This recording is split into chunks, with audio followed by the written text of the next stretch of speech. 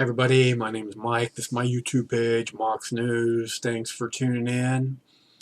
Um, Last night during the debate, I had a moment of clarity that I wanted to share with you. But first I wanted to, right after the debate got posted, right, I edited the debate, rendered debate, took out all the commercials, made sure the sound was okay. Uploaded the debate, and like within 3 minutes of the debate being live, it got like 6 copyright claims on it. Uh, they were all from NBC and from Univision, and it was a fucking CNN video. So I'm like, yeah, those guys don't own this video. So there's no copyright claims on it right now. I'm surprised CNN hasn't done one for a couple of weeks. So, but I was looking around. I wanted to look and see if other people's debates were up from the last couple debates before I posted one here, because I'm really trying not to lose this page. I don't want to lose you guys, I mean, for those of you who don't know, I posted 60,000 videos on YouTube for 500 million views. And YouTube keeps fucking taking them down. Which is so horrible. I mean, we'll have to get into that later. I don't want to talk about it now.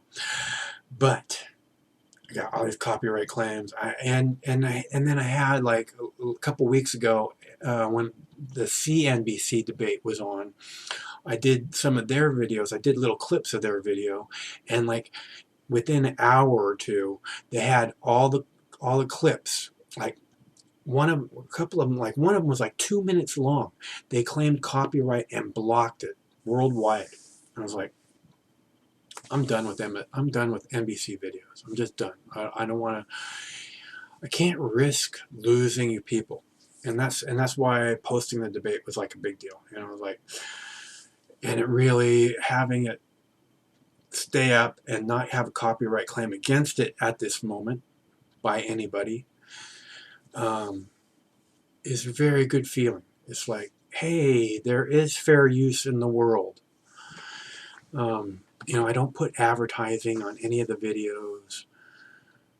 If you ever see advertising on any of the videos, I didn't put it there. Someone else did. And that's one of the things is, that's part of fair use. You can't advertise. Whatever. Anyways, I had a moment of clarity during the video, during the debate, and I thought, what if the guys in the Pentagon are like way smarter than we're giving them credit for? Like way, way smarter. Like what if, you ISIS idiots are going to want to pay attention here.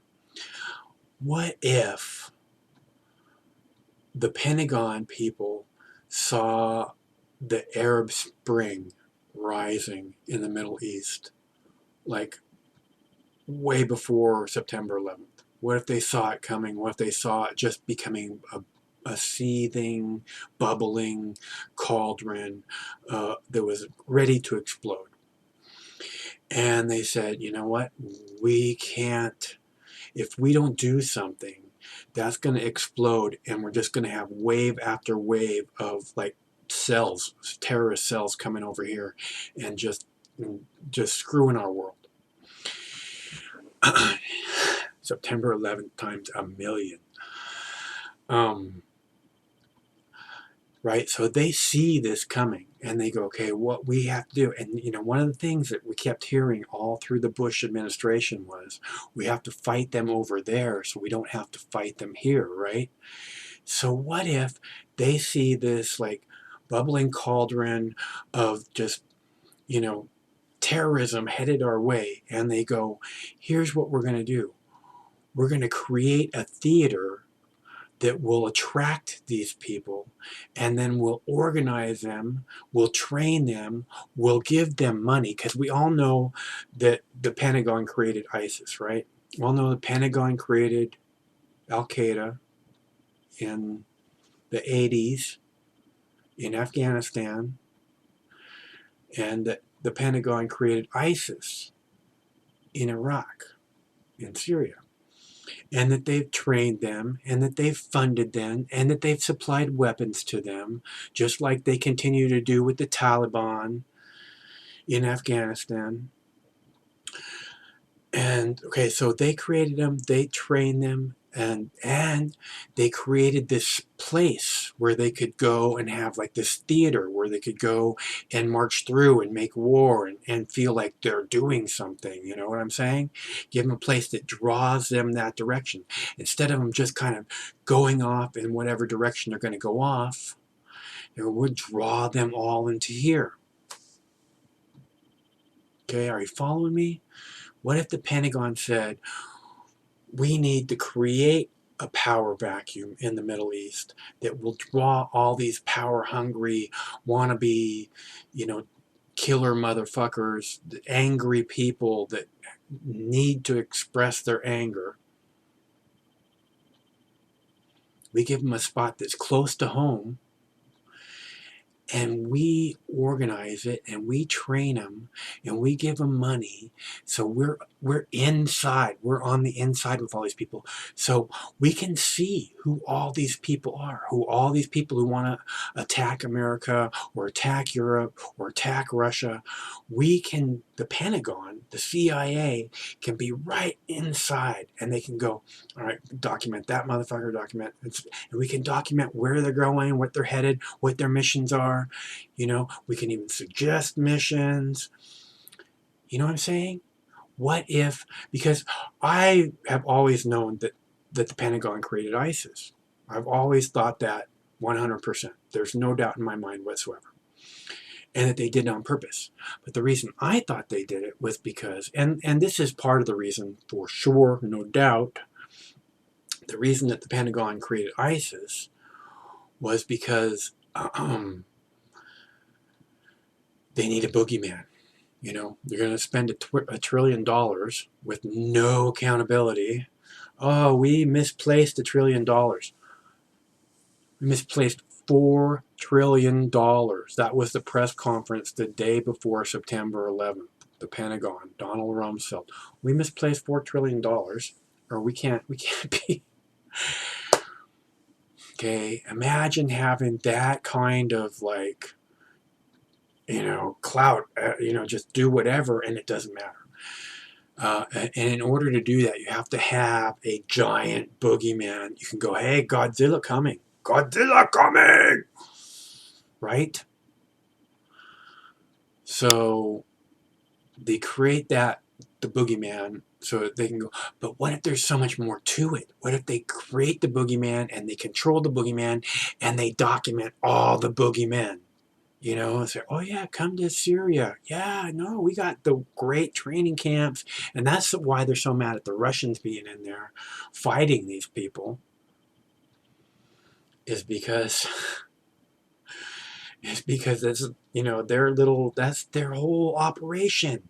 The Pentagon and the CIA is their whole deal. That's the reason that they don't want to put boots on the ground, because then they'll start fighting each other. We don't want to fight our own operation, right? Well, let them fight Assad. Let them fight the Iraqis, the Kurds, whatever.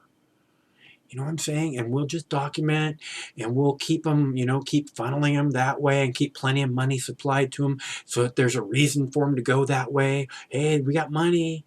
We got weapons. Come and play. This is the real Disneyland, man. You know what I'm saying? What do you think? Do you guys think that that's a possibility? That they did it on purpose. They created, but on top of that, there was a reason besides just the whole, we need the boogeyman, so we can spend money endlessly for generations to come. Just a thought. Anyways, that was what I was thinking. I had that moment of clarity. I want to share that with you. Let me know what you think. I'm wondering.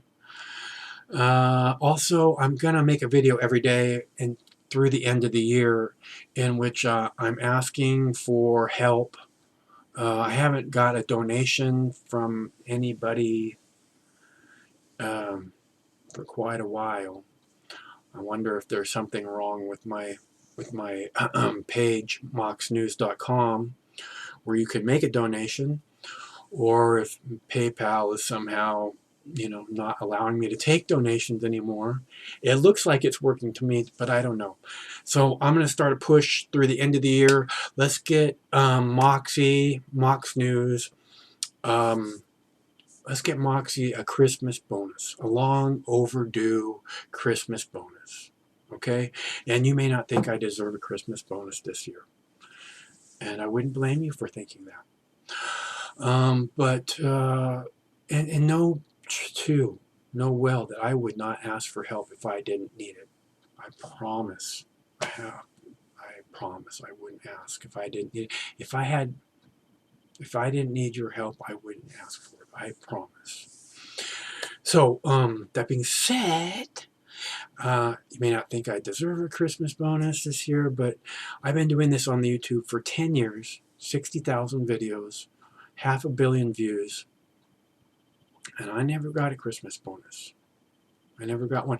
I thought last year the Huffington Post sold for $312 million, which, I had over 312 videos on their front page over the last 10 years. Lots more. And you would have thought that was worthy of a little Christmas bonus. Ariana. But it didn't happen. So I'm going to come out here every day through the end of the year, and I'm going to ask for help. You can go to moxnews.com, and it's easy to give a donation there. So anyways, please help, and thank you for your continued support. And one of these days this war is going to end.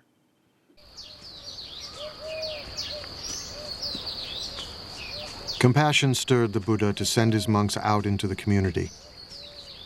Sworn to chastity and poverty, they wandered the roads, bringing the Buddha's teachings into the world.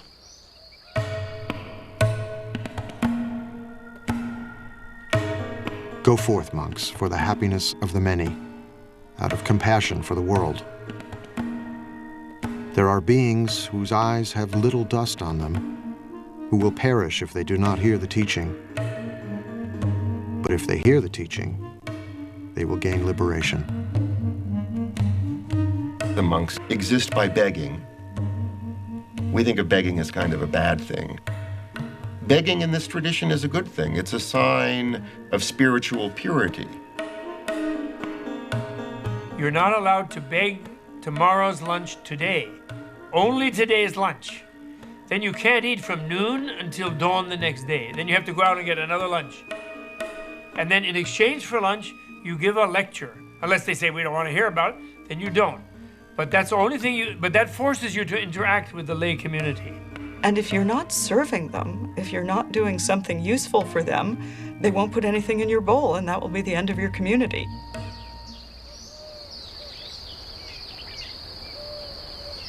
The Buddha himself wandered across northeast India, teaching and gathering new disciples everywhere he went. You didn't have to become a monk or a nun to become a Buddhist. The Buddha's teachings were for everyone.